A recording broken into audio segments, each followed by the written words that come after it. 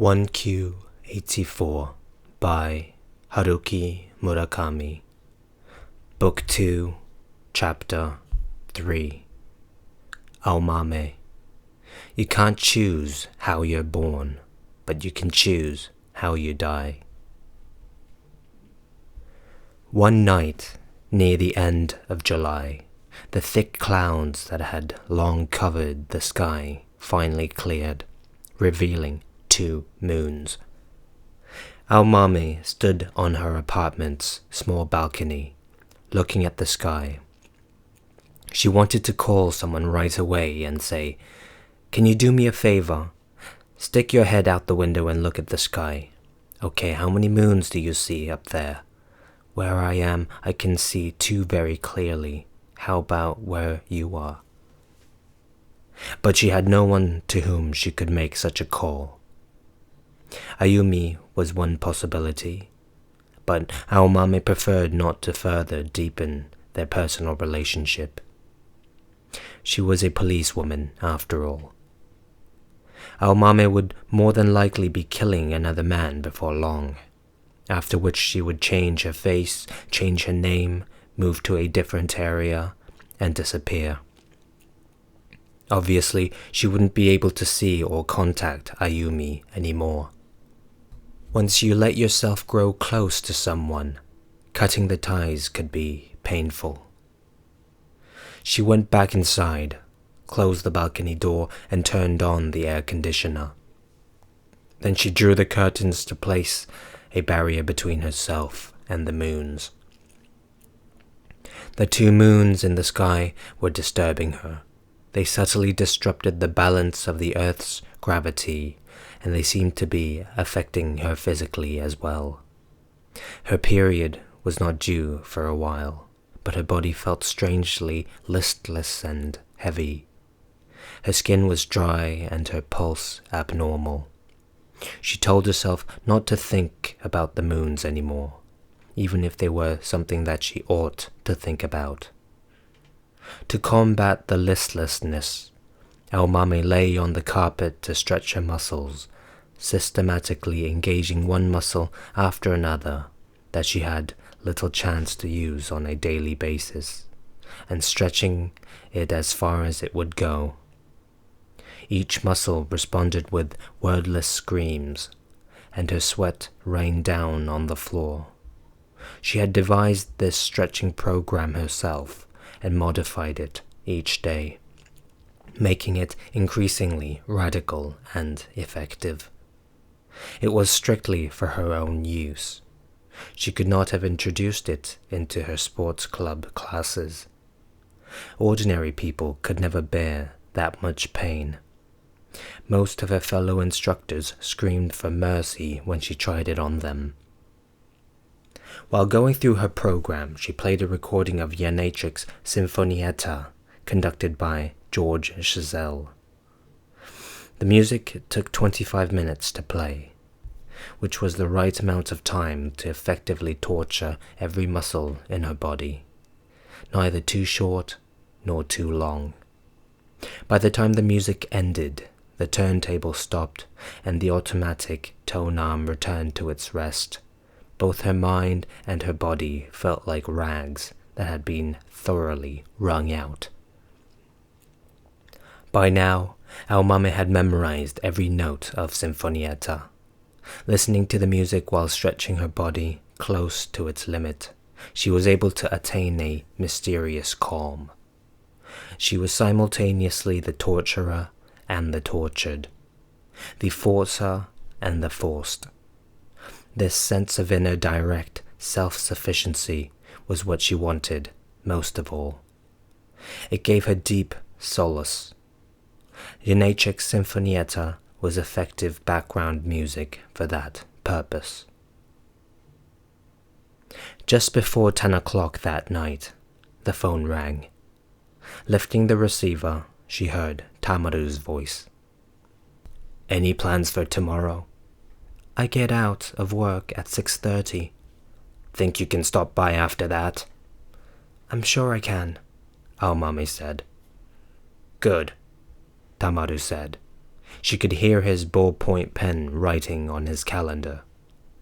"Have you found a new dog yet?" Aomame said. "Dog? Uh-huh. Another female German Shepherd.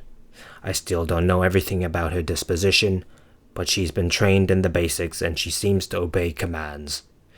She arrived about 10 days ago and it's pretty well settled in. The women are relieved to have a dog again." "That's good." "This one's satisfied with ordinary dog food. Less bother." "Ordinary German Shepherds don't eat spinach." "That was one strange dog.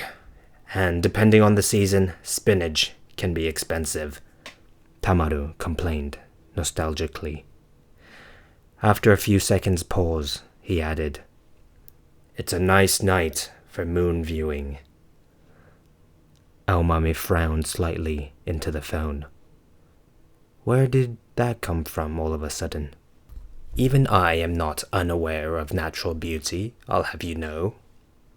"No, of course not," Aomame said. "But you're not the type to discuss poetic subjects on the phone without some particular reason either." After another short silence at his end, Tamaru said, "You're the one who brought up moon viewing the last time we talked on the phone, remember? I've been thinking about it ever since, especially when I looked up at the sky a little while ago, and it was so clear, not a cloud anywhere." Aomame was on the verge of asking him how many moons he had seen in that clear sky, but she stopped herself. It was fraught with danger. Tamaru had told her about his life last time, about having been raised as an orphan who never knew his parents' faces, about his nationality. He had never spoken at such length before, but he was not a man much given to talking about himself in any case. He had taken a personal liking to Aomame, and had more or less opened himself up to her. But ultimately he was a professional, trained to take the shortest route to see his mission through. There was no point in saying too much to him. "I think I can get there around 7 o'clock tomorrow night after work," she said. "Fine," Tamaru said. "You'll probably be hungry. The cook is off tomorrow, so we can't serve you anything decent. But if a sandwich or something is all right with you, I can do the preparations." "Thanks," Aomame said. "You'll be needing your driver's license, your passport, and your health insurance card. We'd like you to bring those tomorrow. Plus, we'd like a copy of your apartment key. Can you have all those ready for us?" "Yes, I think so." "And one more thing. I'd like to see you alone about that business from before. So keep some time open for me after you're through with Madame." "Business from before?" Tamaru fell silent for a moment. His silence had all the weight of a sandbag. "I believe there was something you wanted to get a hold of. Have you forgotten?" "No, of course I remember," Aomame hurried to say. In a corner of her mind she had still been thinking about the moons. "Tomorrow, at 7, then," Tamaru said, and hung up. The number of moons had not changed the following night. When she took a quick shower after work and left the club, 2 pale-colored moons had already appeared side by side in the still bright sky. Aomame stood on the pedestrian footbridge spanning Gaian Nishi Dori Avenue, leaning against the handrail and gazing at the 2 moons for a time. No one else made a point of looking at the moons like this. The people passing by did no more than cast puzzled glances in Aomame's direction as she stood there looking up at the sky. They hurried toward the subway station as if they had absolutely no interest in either the sky or the moon. As she gazed upward, Aomame began to feel the same physical lassitude she had experienced the day before. "I have to stop staring at the moons like this," she told herself. "It can't have a good effect on me." But try as she might not to look at the moons, she could not help feeling their gaze against her skin. Even if I don't look at them, they're looking at me. They know what I'm about to do. Using ornate cups from a bygone era, the Dowager and Aomame drank thick, hot coffee. The Dowager dribbled in a little milk at the edge of her cup and drank the coffee without stirring it. She used no sugar. Aomame drank hers black as usual. Tamaru served them the sandwiches he had promised. He had cut them into bite-sized pieces. Aomame ate several. They were simple cucumber and cheese sandwiches on brown bread, but were subtly flavored. Tamaru had a fine touch in making such simple dishes, wielding a kitchen knife with skill, cutting each of his ingredients to the perfect size and thickness. He knew the proper order with which to undertake each task. This was all it took to make an amazing difference in how things tasted. "Have you finished organizing your things?" the Dowager asked. "I donated my extra clothing and books to charity. I've packed a bag with everything I need in my new life, ready to go at any time. The only thing left in my apartment are the basics I'll need for the time being: electrical appliances, cookware, bed and bedding, a few dishes. We'll take care of anything that's left. And you don't have to think about your lease or other such details. You can just walk out with the few things you really need in your luggage." "Should I let them know at work? It could raise suspicion if I suddenly disappear one day." The Dowager quietly turned her coffee cup to the table. "You don't have to think about that either." Aomame responded with a nod. She ate another sandwich and took a sip of coffee. "By the way, do you have money in the bank?" the Dowager asked. "I have 600,000 yen in a regular savings account and 2 million yen in a CD. The Dowager did some calculations. "There's no problem with your withdrawing up to 400,000 yen from the savings account if you do it in stages. But don't touch the CD. It wouldn't be a good idea for you to cancel it all of a sudden. They might be watching your personal affairs. We can't be too careful. I'll cover the difference later. Do you have any other property or assets?" "There's the money you paid me before. It's just sitting in a safe deposit box." "Take the cash out. Don't keep it in your apartment.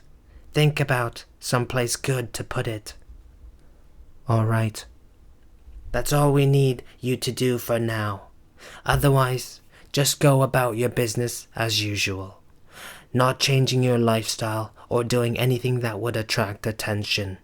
And make sure you don't talk about anything important on the telephone." Once she had finished saying this much, the Dowager settled more deeply into her chair, as if she had used up her entire reserve of energy. "Has the date been set?" Aomame asked. "Not yet, unfortunately," the Dowager said. "We're still waiting for them to contact us. The arrangements have been made, but they won't decide their schedule until the last minute. It could be another week, or it could be another month. We don't know the place either. We just have to ask you to stand by. I'm afraid on pins and needles." "I don't mind waiting," Aomame said, "but I wonder if you can give me even a general idea about the arrangements." "You'll be giving him a muscle-stretching session," the Dowager said. "What you always do. He has some kind of physical problems. They're not life-threatening, but we've heard they give him a lot of trouble. In addition to orthodox medicine, he's tried a number of alternative treatments in attempt to solve these problems. Shiatsu, acupuncture, massage, but none of them seems to help. These physical problems are the only weak spot of this man they call leader. It's the breach in his defense that we've been looking for." The curtains were drawn on the window behind the dowager, concealing the moons.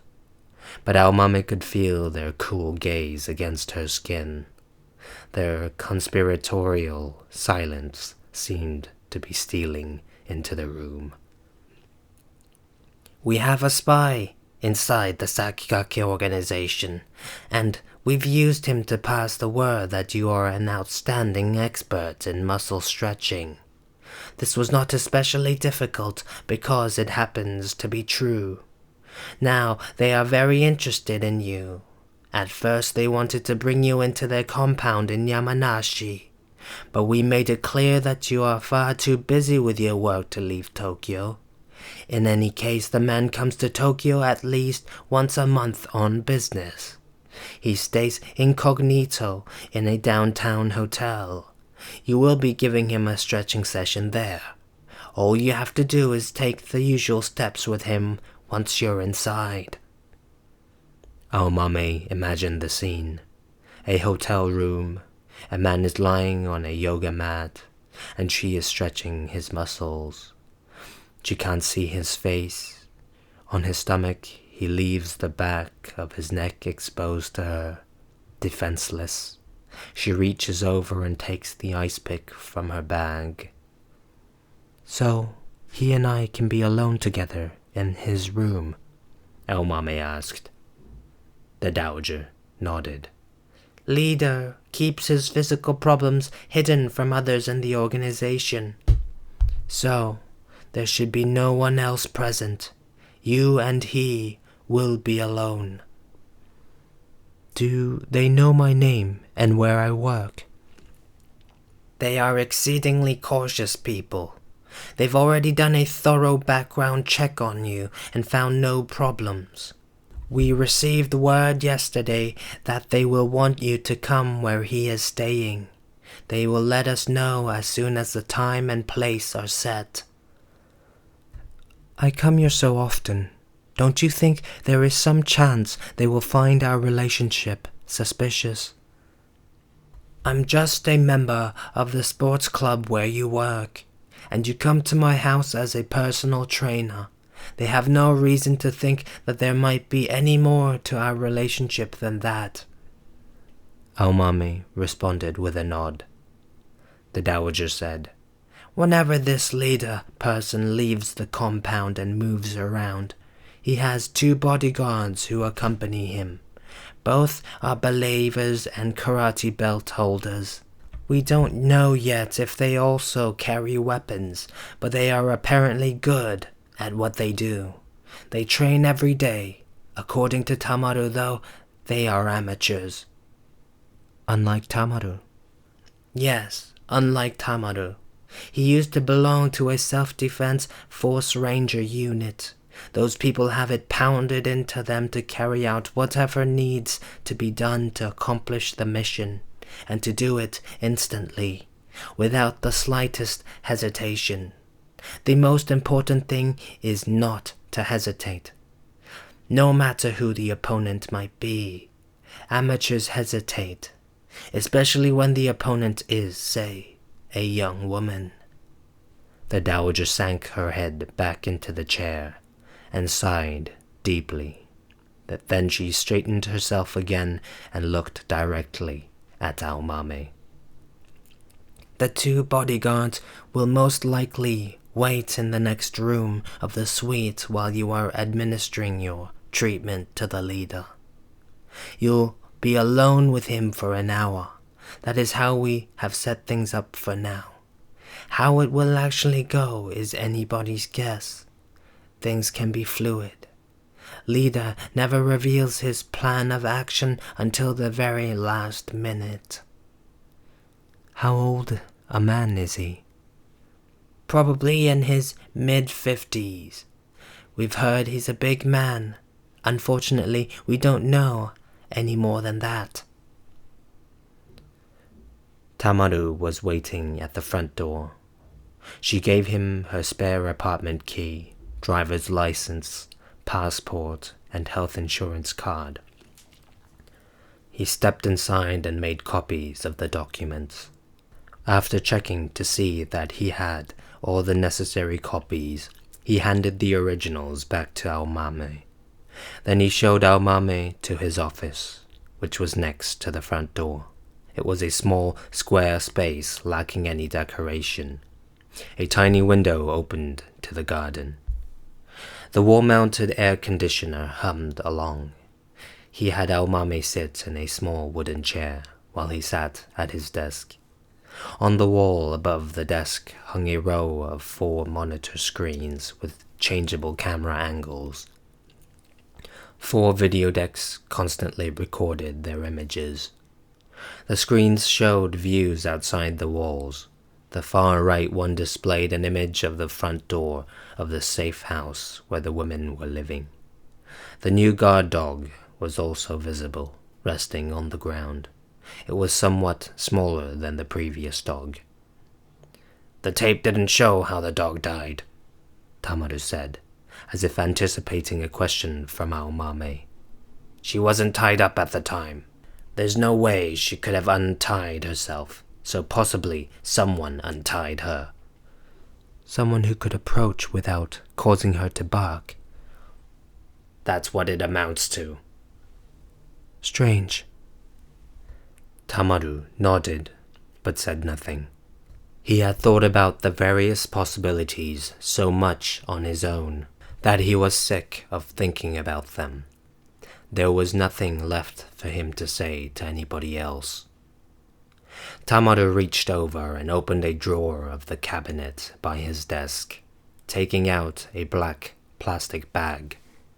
From the bag, he took a faded blue bath towel, and when he spread the towel open, a lustrous black object emerged. A small, automatic pistol. Saying nothing, he handed it to Aomame, who also remained silent as she took it. She tested the weight of it in her hand. It was much lighter than it appeared to be. Such a small, light object could deliver death to a human being. "You just made 2 major mistakes. Do you know what they were?" Tamaru asked. Aomame thought over the actions she had just taken, but could discover no mistakes. All she had done was take the gun that was handed to her. "I don't know," she said. "First, when you took the gun, you didn't check to see if it was loaded or not, and, if it was loaded, whether the safety was on. The second was that after you took the gun, you pointed it, even if only for 1 split second, at me. You broke 2 absolute rules. Also, you should never put your finger inside the trigger guard if you have no intention of firing the gun."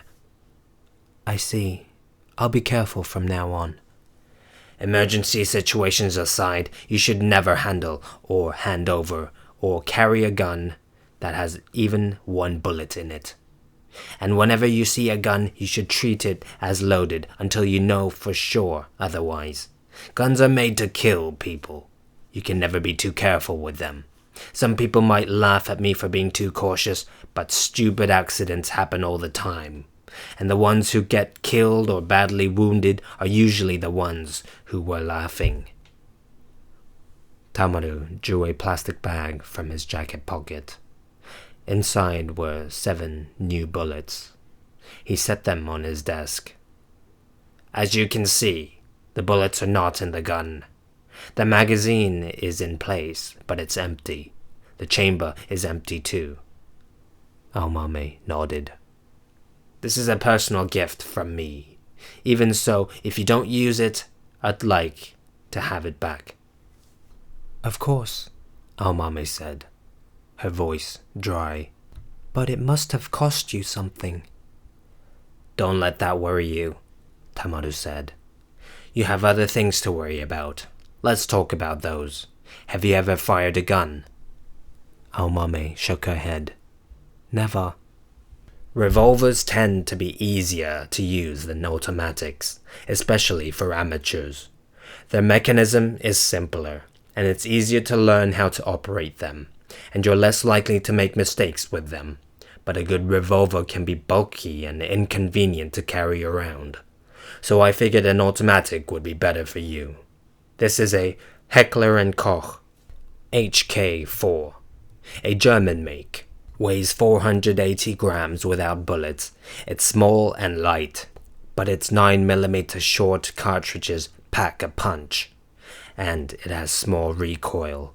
It's not very accurate for long distances, but it's perfect for what you have in mind. Heckler & Koch started up after the war, but this HK4 is based on the Mauser HSC, a well-respected model from before the war. They've been making it since 1968, and it's still widely used, so it's dependable. This is not a new one, but it's been well taken care of by somebody who obviously knew what he was doing. Guns are like cars. You can trust a good used one better than one that's brand new. Tamaru took the gun back from Aomame and showed her how to handle it, how to lock and unlock the safety, how to remove and replace the magazine. Make sure the safety is on when you take the magazine out. After you open the catch and pull the magazine out, you pull the slide back and the bullets pop out of the chamber. Not now, of course, since the gun isn't loaded. After that, the slide stays open, so then you pull the trigger like this, and the slide closes but the hammer stays cocked. You pull the trigger again and the hammer falls. Then you put in a new magazine. Tamaru went through the sequence of motions with practiced speed. Then he repeated the same sequence slowly, demonstrating each separate operation. Aomame watched intently. Now, you try it. Aomame carefully extracted the magazine, pulled the slide back, emptied the chamber, lowered the hammer, and reinserted the magazine. That's fine, Tamaru said. Then he took the gun from Aomame, pulled out the magazine, carefully loaded it with 7 bullets, and shoved it back into the gun with a loud click. Pulling back the slide, he sent a bullet into the chamber. Then he pushed down a lever on the left side of the gun to set the safety. Now, do the same thing you did before, only this time it's loaded with real bullets. There's one in the chamber, too. The safety is on, but you still shouldn't point the muzzle of the gun toward anyone, Tamaru said. Taking the loaded gun, Aomame found it noticeably heavier than before. Now it had the unmistakable feel of death. This was a precision tool designed to kill people. She could feel her armpits sweating. Checking once more to make sure the safety was on, she opened the catch, pulled out the magazine, and set it on the table. Pulling back the slide, she ejected the bullet from the chamber. It fell on the wooden floor with a dry thump. She pulled the trigger to close the slide and pulled the trigger one more time, lowering the hammer. Then, with a trembling hand, she picked up the bullet from where it lay by her feet. Her throat was dry, and each breath she took was accompanied by a painful burning sensation. "Not bad for your first time," Tamaru said, pressing the fallen 9mm bullet back into the magazine. "But you need a lot more practice. Your hands are shaking. You should practice the movements for ejecting and reinserting the magazine several times a day until your hands learn the feel of the gun. You should be able to do it as quickly and automatically as I did, in the dark. In your case, you shouldn't have to change magazines in mid-use, but the movements themselves are the most basic of the basic for people who handle pistols. You have to memorize them." "Do I need to practice firing?" "Well, it's not as if you're going to shoot somebody with this. You're going to shoot yourself, right?" Aomame nodded. In that case, you don't have to practice firing. You just have to learn to load it. Release the safety and get the feel of the trigger. And anyway, where were you planning to practice firing it? Aomame shook her head. She had no idea. Also, how were you planning to shoot yourself? Here, give it a try. Tamado inserted the loaded gun, checked to make sure the safety was on, and handed the gun to Aomame. The safety is on, he said. Aomame pressed the muzzle against her temple. She felt the chill of the steel. Looking at her, Tamado slowly shook his head several times.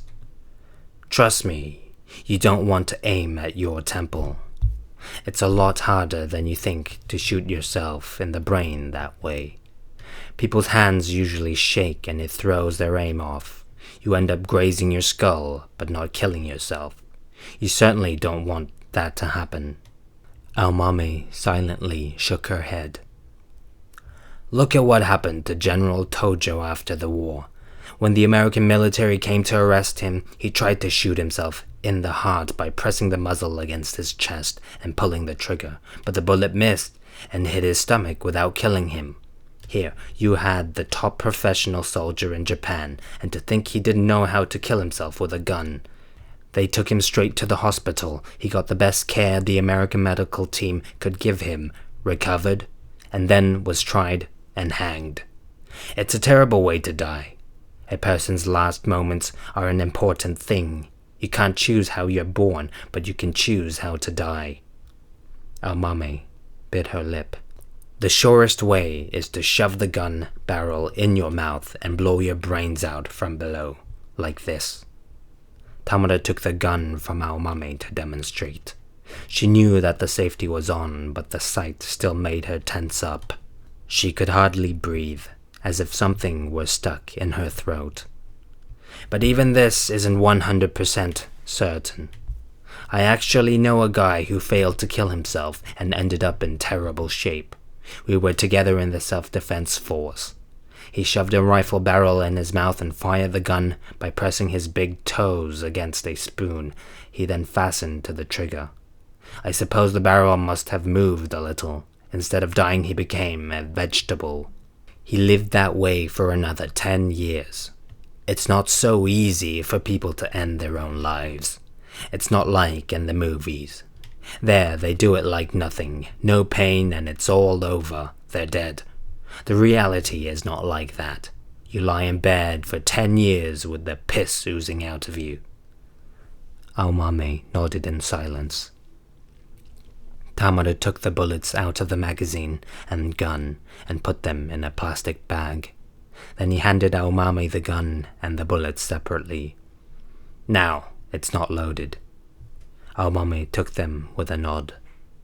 Trust me, the smart thing is to think about surviving. It's the most practical thing, too. That's my advice to you. I see, Aomame said dryly.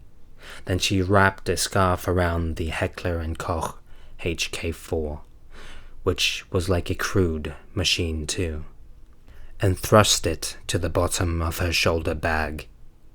This made the bag a pound or so heavier, but it didn't change its space. The HK4 was a small pistol. It's not a gun for amateurs, Tamado said. Speaking from experience, not much good can come of it. But you should be able to handle it all right. You're like me in some ways. In a pinch, you can put the rules ahead of yourself. Probably because the self doesn't really exist. Tamado had nothing to say to that. Were you in the self-defense force? Aomame asked. Yeah, in the toughest unit. They fed us rats and snakes and locusts. They're not inedible, but they sure don't taste good. What did you do after that? All kinds of stuff. Security work, mainly as a bodyguard, though maybe that's too fancy a word for what I was doing in some cases. I'm not much of a team player, so I tend to work alone. I was involved in the underworld too, for a little while, when that was the only thing I could find. I saw a lot of stuff going down, things that most people never have to see in their lifetimes. Still, I never got into the worst of the worst. I was always careful not to cross the line. I'm careful by nature, and I don't think much of the Yakuza. So like I said before, my record is clean. After that, I came here. Tamada pointed straight down. My life has been very settled ever since. Not that a stable life is all I'm looking for, but I'd like to try to keep things as they are for now. It isn't easy finding jobs you like. No, of course not, Aomame said. But really, shouldn't I pay you something for this? Tamada shook his head. No, I don't want your money. The world moves less by money than by what you owe people, and what they owe you. I don't like to owe anybody anything, so I keep myself as much on the lending side as I can. Thank you, Aomame said. If, by any chance, the cops end up grilling you about where you got the gun, I don't want you giving them my name. And if they do come here, I'll deny everything, of course. They'll never find out anything about my past. If they go after Madame, though, I won't have a leg to stand on. I won't give your name, of course. Tamada pulled a folded piece of note paper from his pocket and handed it to Aomame. On it was written a man's name. Tamada said, On July 4, you met this man at the Renoir Cafe near Sandagaya Station. He gave you the gun and 7 bullets, and you paid him 500,000 yen in cash. He contacted you after he heard that you were looking for a gun. If he is questioned by the police, he is supposed to freely admit to the charges and spend a few years in prison. You don't have to tell them any more than that. As long as they can establish how the gun got into your hands, the police will come off looking good.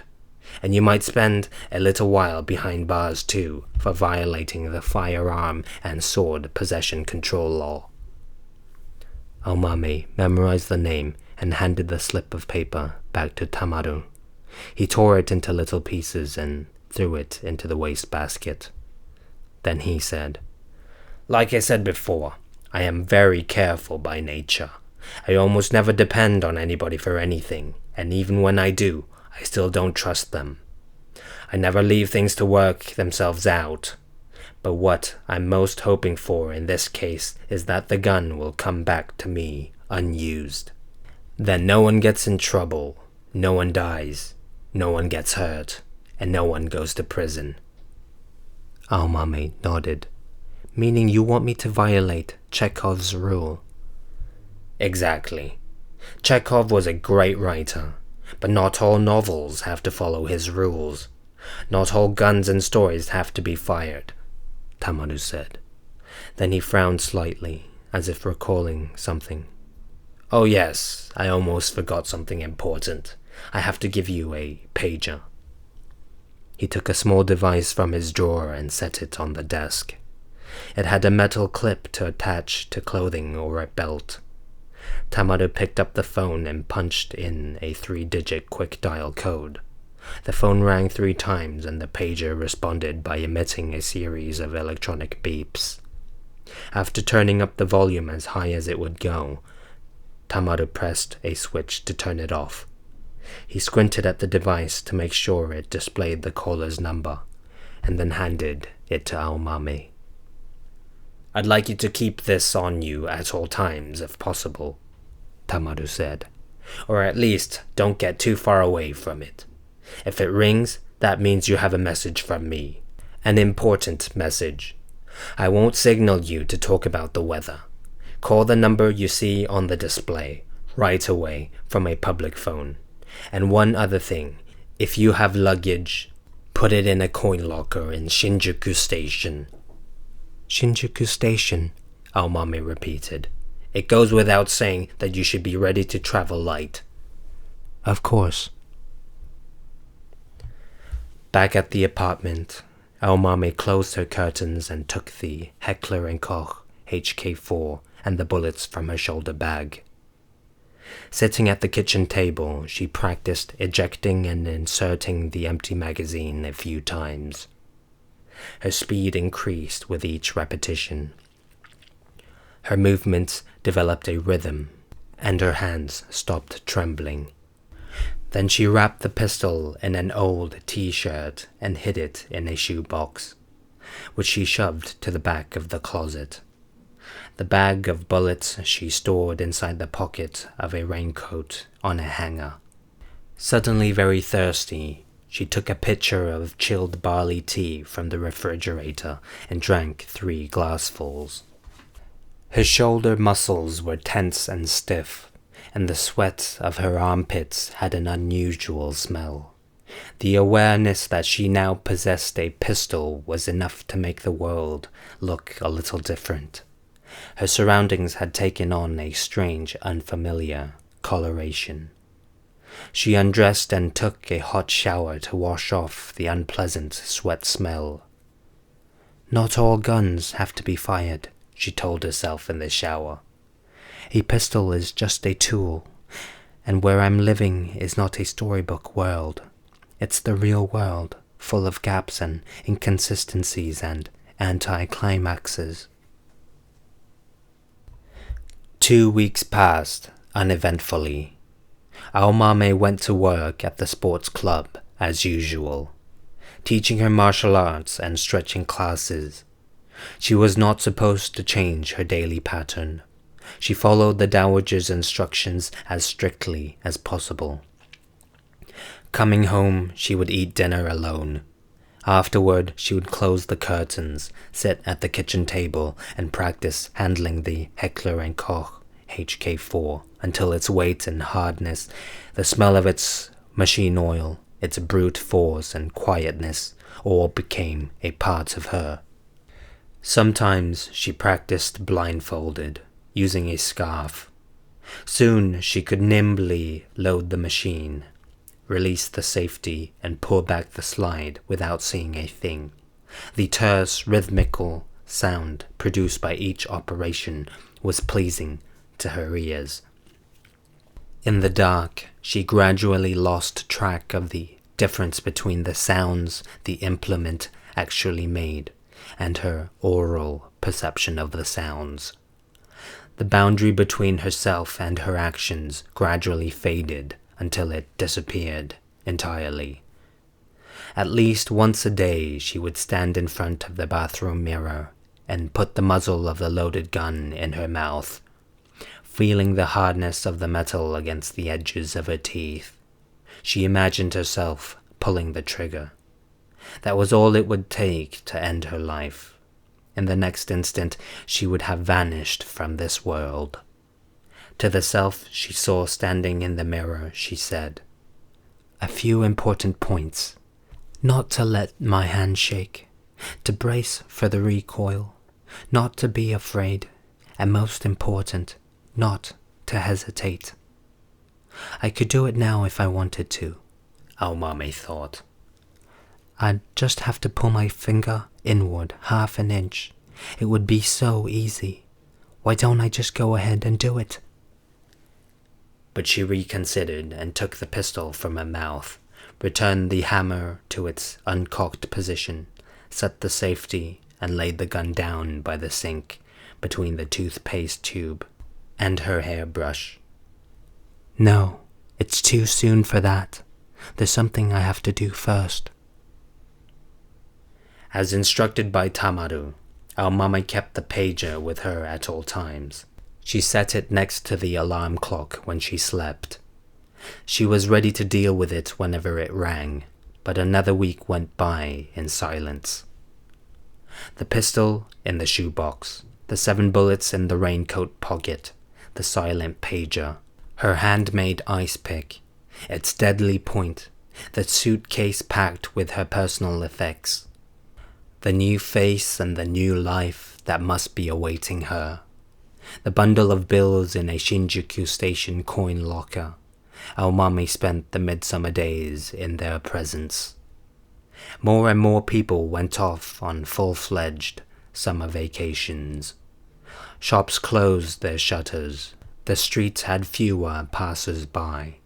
The number of cars declined and a hush fell over the city. She sometimes felt she was on the verge of losing track of her location. Is this actually the real world? She asked herself. If it's not, then where should I look for reality? She had no idea where else to look, so she had no choice for now but to recognize this as the one and only reality, and to use all her strength to ride it out. I'm not afraid to die, Aomame reassured herself. What I'm afraid of is having reality get the better of me, of having reality leave me behind. She had gotten everything ready. She was emotionally prepared as well. She could leave her apartment at any time, as soon as Tamaru contacted her, but she heard nothing from him. The end of August was approaching. Soon, summer would begin to wind down, and the cicadas outside would ring out their final cries. How could a whole month have shot by like this, even though each day felt horribly long? Aomame came home from work at the sports club, threw her soaked clothes into the hamper, and changed into a tank top and shorts. A violent downpour broke out after noon. The sky turned dark. Pebble-sized raindrops smacked down on the streets, and thunder rumbled. The streets were left soaking wet, but then the sun came out again and used all its energy to evaporate the standing water, shrouding the city in a shimmering curtain of steam. Clouds appeared as the sun was going down, covering the sky in a thick veil and hiding the moons. She felt the need to relax a bit before preparing her supper, drinking a cold cup of barley tea and nibbling on some edamame she had steamed earlier.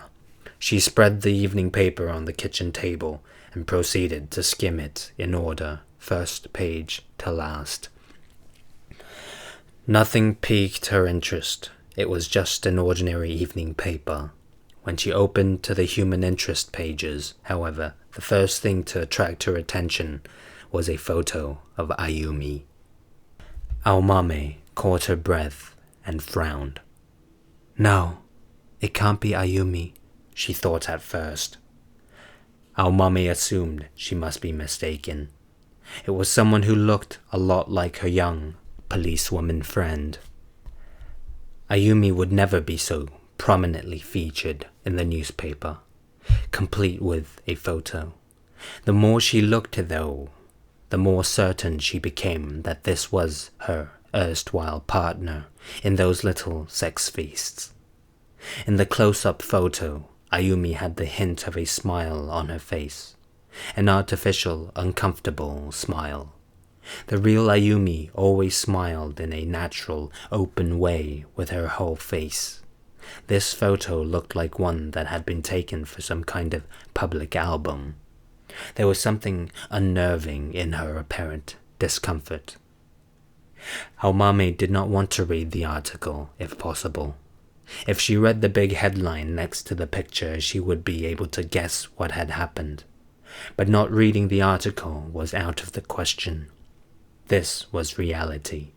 Whatever it might be, she could not pass reality by. Aomame took a deep breath and started reading. Ayumi Nakano, 26, single, resident of Shinjuku Ward, Tokyo. The article reported that Ayumi had been found, dead, in a Shibuya hotel room. She had been strangled with a bathrobe sash, stark naked. She was handcuffed to the bed, a piece of clothing stuffed in her mouth. A hotel staff person had found the body when inspecting the room before noon. Ayumi and a man had taken the room before 11 o'clock the night before, and the man had left alone at dawn. The charges had been paid in advance. This was not a terribly unusual occurrence in the big city, where the commingling of people gave off heat, often in the form of violence. The newspaper was full of such events. This one, however, had unusual aspects. The victim was a policewoman, and the handcuffs that appeared to have been used as a sex toy were the authentic government-issue type, not the cheap kind sold in porno shops. Quite naturally, this was news that attracted people's attention. End of chapter.